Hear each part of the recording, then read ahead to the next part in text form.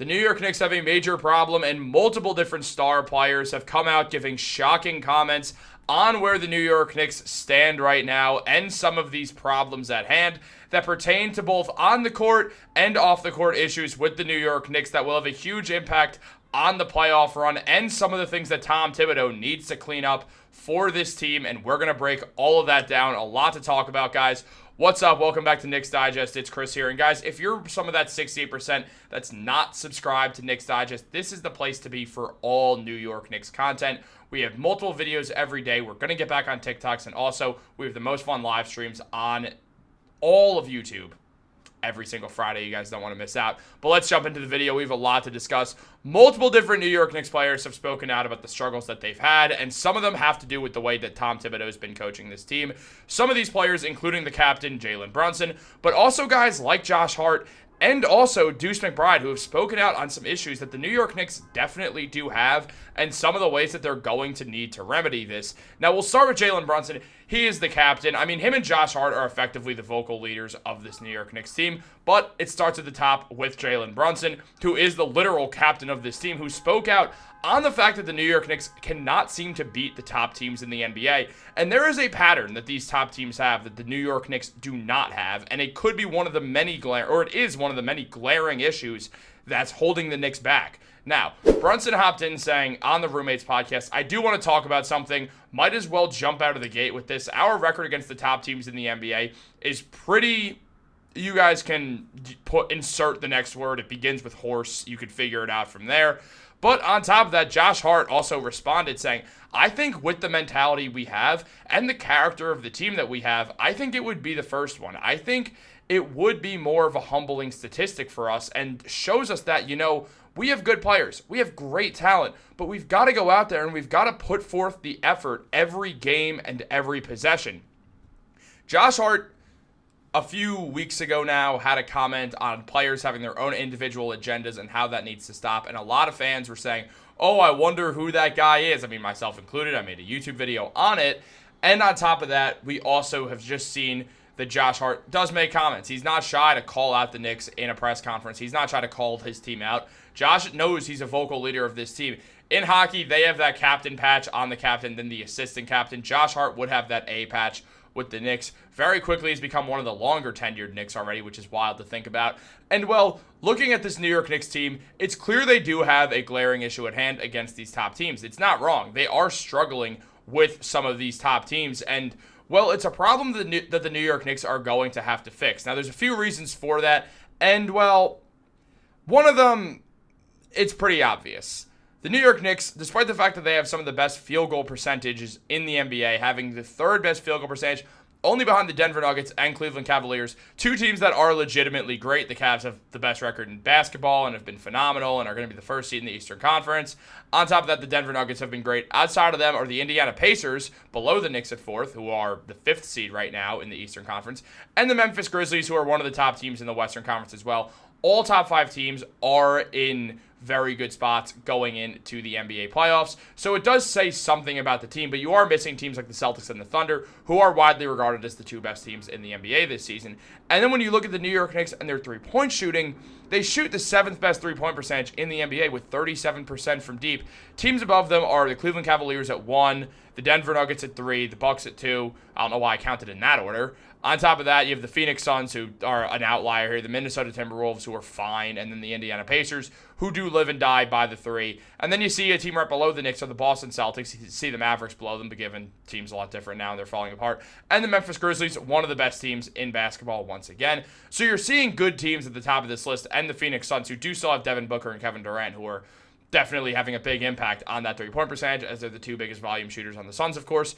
So why would the New York Knicks be struggling so much if they're in so many graphics with the top of the NBA? Well, there is a simple answer. The Knicks have the fourth least three-point attempts in basketball. That's not a lot, obviously. 34% from a team that made a very clear standpoint, from a team that made it a point to be a good 5-out team. This is not what a 5-out team does. A 5-out team shoots a bunch of threes. When they wanted to emulate the Boston Celtics by trading for Karl-Anthony Towns, they wanted to shoot a bunch of threes like the Boston Celtics. I don't see these threes. Do you? I don't see them. I'm seeing the Knicks not shoot threes at all, which is a problem. Because they're supposed to be one of the best three-point shooting teams in basketball. They're one of the few true five-out teams in basketball. Except for the fact that they're not. Because that's not Josh Hart. Because Josh Hart has been struggling from the three-point line. And then Deuce McBride does not get enough attempts in there with the rest of that starting five, minus Josh Hart, which would give them that true five-out system that the Knicks are not playing because Josh Hart is too hesitant to hit threes, and because he became hesitant, now he's missing his threes, shooting under 30% since 2025 began, which is a clear, glaring issue for the New York Knicks. Now, I'm not trying to bash Josh Hart at all. What Josh Hart does for the Knicks cannot even be explained into words. He's one of the most important players on the team. He's the glue guy. He gives so much to this team. The worst part about his game is far and away his three-point shooting, which has not been good as of recently. We saw this also in the second half of last season, where he even admitted to his jump shot being broke, and then by the time the playoffs came around, Josh Hart grinded for 2 weeks on that jump shot and shot very efficiently at 40% in the NBA playoffs last year. So I'm not that worried that Josh is struggling and the struggles are going to continue in the playoffs after his last year's playoff performance. It's not something that really scares me, but it does bother me, if that makes sense. On top of that, I had to adjust the way I was sitting. My back and my butt hurts. But with the New York Knicks, there's more than just that. There's these other issues, and Deuce McBride and Ian Begley both highlighted some of these issues. I mean, you look at what Deuce McBride said about the Knicks after their loss to the Golden State Warriors the other night, saying, for us, I feel like it's our pace. Yes, it is. He's right also, which we should add in. I feel like our pace can be a lot quicker getting up the floor, and then when we get up the floor, then moving with the action, getting the ball flowing. It's hard to just not really get action and then go into a shot. So I feel like for us, we just have to get a lot more action, a lot more pace. Communication is a big guarding key if we're switching. Taking or talking early so they can't get downhill and kick out threes. So this is just both ways that Deuce is talking about the pace, and he's clearly right. As we can see right here, the Knicks, who have a five-out team, are not shooting the three ball very much. That's strange. It's weird. You're supposed to be this five-out team that wants to emulate the Celtics, and you're shooting the fourth least threes in basketball, tied for third with the Los Angeles Clippers.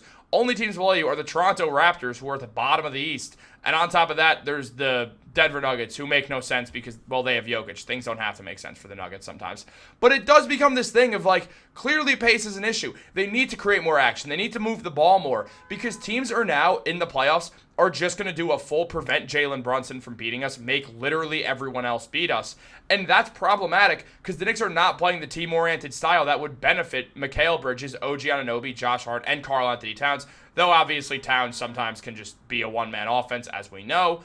But with the other three guys, they are better in this team setting, both on offense and defense. I've been preaching this for a while defensively, but it remains the same on offense. This is a team that's best off when they're playing team-oriented basketball, and they just are not playing enough team-oriented basketball. Deuce McBride is right to call them out for this. I mean, especially Deuce, like Josh Hart, very quickly is becoming one of the longest-tenured Knicks on this roster. Hell, he's been here longer than Jalen Brunson. Is that true? That's a lie. That's true by a few days. It is. It's true by a few days.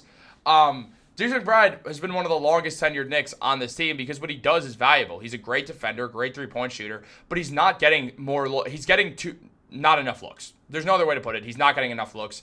On top of that, you just look at the way the Knicks have been playing, there's clear issues that Ian Begley highlighted, as I mentioned earlier, saying the Knicks ranked 30th, dead last in opponent three-point field goal percentage, meaning they allow the most threes. Fortunately, they are not allowing a ton of threes. The Knicks have the 6th lowest three-point attempts allowed per 100 possessions in the league. So this is not a pace thing. This is just the Knicks are preventing threes, but they also aren't shooting a ton of threes as they're 27th in three-point attempts per 100 possessions as well. Look, I'm going to be honest, that's not why I meant to show.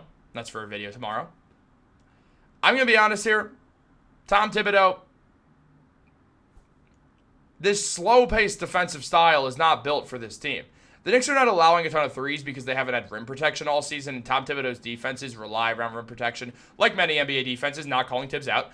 But they didn't have the rim protection. They had Karl-Anthony Towns playing center, so teams were just driving at the paint because they didn't trust Towns was going to do anything on defense, which for the most part he hasn't. The Knicks' defense has not been good this season, and part of it's just because they haven't had a rim protector, and Mitchell Robinson is still ramping his way up, and that'll obviously make a bigger and bigger difference as time continues to go on. It's already been visible to some degree when Mitch is on the floor, but it's going to take some more time. The Knicks need more rim protection, very obviously, but also the offense is too slow. They're dead last in allowing guys to shoot threes because they either do two things. They protect the paint and let three-pointers open, or they prevent threes and leave the paint wide open. This is why Mitchell Robinson needs to be on the floor in the playoffs, because the Knicks desperately need someone, so when the Knicks are playing tightly and preventing threes, they still have Mitchell Robinson sitting in the paint, altering and blocking shots. That is one of the key points of Mitchell Robinson and just any rim protector being in this Tom Thibodeau defense. That does work against threes when you let it work and you have a full-strength team. Right now, the Knicks, they're nearly at full strength. Karl-Anthony Towns will be back when he's back. He can take as much time as he wants. If you check Twitter, you understand why I'm saying that. But on top of that, you look at the New York Knicks, they desperately need to pick up the pace. They need to move the ball faster. They need to move faster. If they don't, they're going to be stuck in this half-court offense with a full-court team, and it just does not make sense. And it gets to a point where I understand a lot of people do want Tom Thibodeau fired.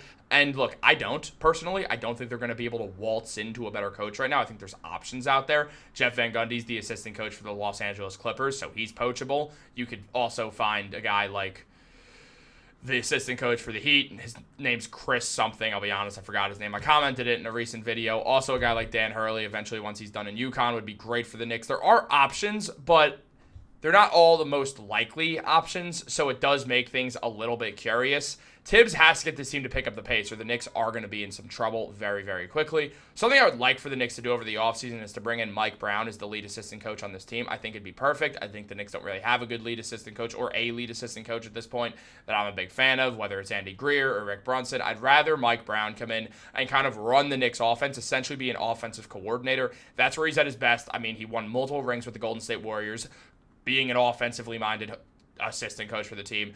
I think he's a good addition for the bench as a lead assistant coach because he gets to coordinate Tibbs' offense. It just has to be something that Tibbs is open to doing, and there's been a lot of questions on if he is. But the Knicks are they're definitely going to need to do something because this offense is too slow-paced, and the stars are speaking out on it. And once your stars are getting upset with it, and mainly Jalen Brunson's issue is they're losing to good teams.